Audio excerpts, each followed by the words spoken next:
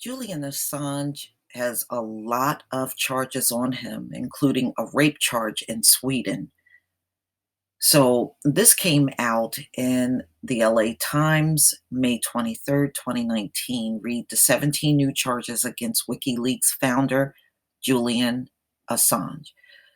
Julian Assange, the founder of WikiLeaks and a thorn in the side of intelligence agency, faces 17 additional U.S. criminal charges, according to an indictment released Thursday, adding his legal challenge as he fights extradition from Britain. So he is trying to stay in Britain and not be extradited here to the US. The indictment says Assange released a list of his organization's most wanted leaks to encourage people to provide military and intelligence documents. The indictment said Manning appeared to have responded to Assange public solicitations searching classified Pentagon network for some of the same terms highlighted by WikiLeaks, such as interrogation videos. And here's the actual indictment that was filed in the East District of Virginia, and it was filed on the 23rd of May, 2019. And let's see, it's pretty lengthy, 37 pages. So this is the whole thing that was filed in court. And I'm definitely not reading through all of this, but I will leave the link to this article so that you can, if you would like to read through the actual legal document that was filed, you're more than free to do it. But ladies and gentlemen, I also have a video that came out yesterday on RT News that I'm going to play, and it's in regards to this case. Media freedom groups are raising the alarm over the 17 new charges filed against Julian Assange by the U.S. Department of Justice. Activists say this sets a dangerous precedent where a journalist can be criminally prosecuted for publishing truthful information, with some going as far as to claim the U.S. has declared war on journalism. Any government use of the Espionage Act to criminalize the receipt and publication of classified information poses a dire threat to journalists seeking to publish such information in the public interest, irrespective of the Justice Department's assertion that Assange is not a journalist. This is an extraordinary escalation of the Trump administration's attacks on journalism and a direct assault on the First Amendment. Live now to RT's Polly Boyka for more on the charges against Assange. Polly, we've just heard some of the reaction. What other concerns are being raised at this point? Well, look, ever since he was dragged out of the Ecuadorian embassy here in London last month, he's had this US extradition request slapped on him, and it had listed a single count of conspiracy to hack a government computer, which carries a fairly minor sentence of 5 years behind bars. But that has been padded out substantially now by Washington. The charges against him now list 17 counts of violating the Espionage Act. And press freedom groups, journalists, whistleblowers, various organizations from across the ideological spectrum have condemned this escalation of the case against Julian Assange. Take a listen. The espionage indictment of Assange for publishing is an extremely dangerous frontal attack on the free press. Bad, bad, bad. The Department of Justice just declared war, not on WikiLeaks, but on journalism itself. This is no longer about Julian Assange. This case will decide the future of media. This is madness. It is the end of national security journalism and the First Amendment.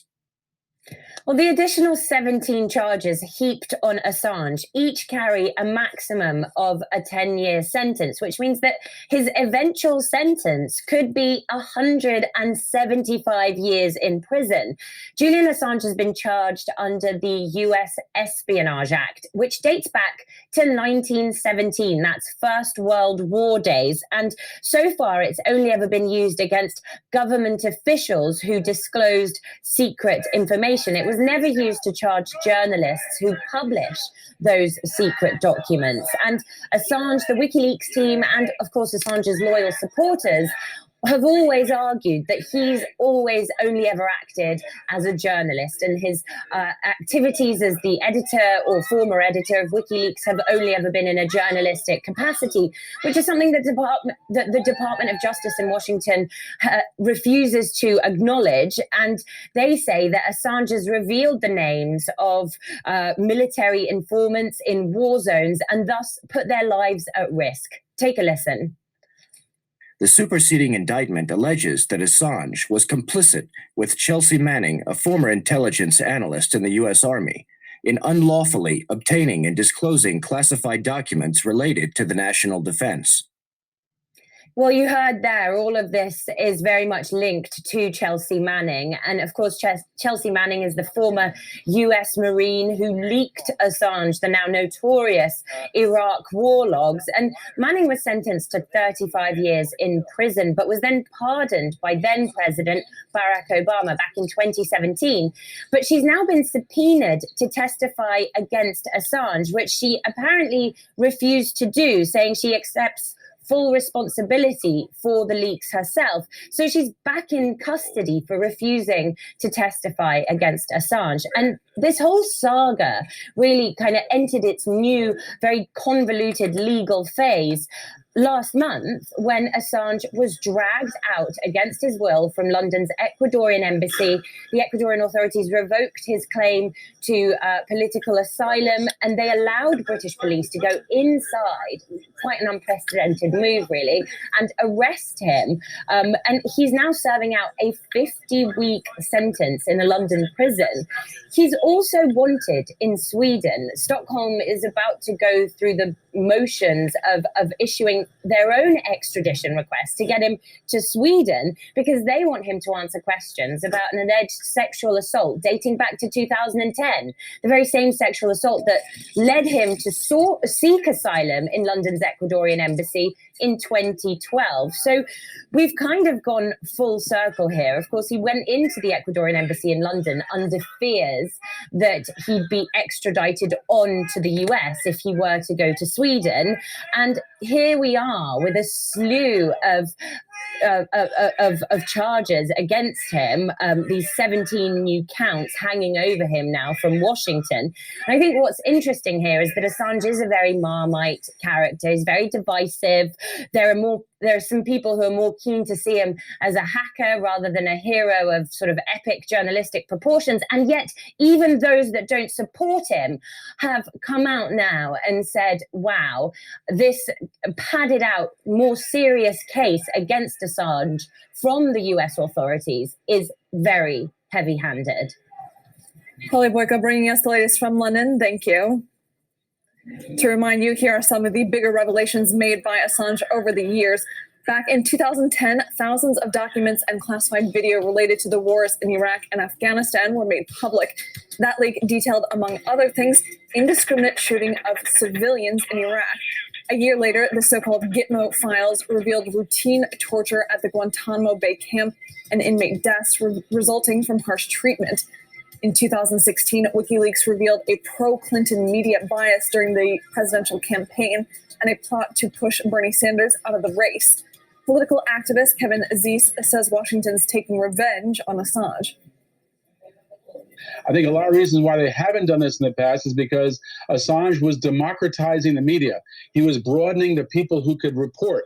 People inside government, inside corporations could leak classified documents anonymously. They want to frighten the media into not covering U.S. activity around the world. The U.S. is often involved in activity that could be characterized as war crimes, certainly atrocities, and certainly often corruption of our transnational corporations. That was all the kind of thing that WikiLeaks was reporting. And they obviously offended. WikiLeaks obviously offended the United States by challenging the military industrial intelligence complex here, and they want revenge. And they want to send a message to any other journalist who tries to expose. There's more than one case of whistleblowers in the U.S. being punished for media leaks. A former FBI agent, Terry Albury, leaked classified data on how the Bureau recruits informants, for which he got a 4-year sentence. Reality Winner was working as an NSA contractor when she leaked top secret information on the alleged Russian interference. She received 63 months behind bars. And John Kiriakou disclosed details of the CIA's torture program and was sentenced for 2.5 years. Here's what he thinks about Julian Assange's future. I think that they're going to try to make an example of Julian. He's been charged in the Eastern District of Virginia, and his judge was also my judge, and Ed Snowden's judge, and Jeffrey Sterling's judge, who reserves every national security case for herself. She's a hanging judge. She will not give him a fair trial. It'll be impossible for Julian to receive a fair trial in the Eastern District of Virginia. So I think that they're going to try to extradite him as quickly as possible, and they're going to try to give him as many years as they possibly can. The point is to frighten everybody to the point where they don't dare compromise something that might even possibly be classified. This is meant to create a chilling effect all across the media, not just among Americans, but everybody around the world. There you have it, ladies and gentlemen. I mean, I think we all got our opinion about what we think this guy is, but just please tell me what you think in the comment section. Please leave your comment and subscribe. Don't forget to hit on the notification bell, and I'll see you on the next video. Peace, family.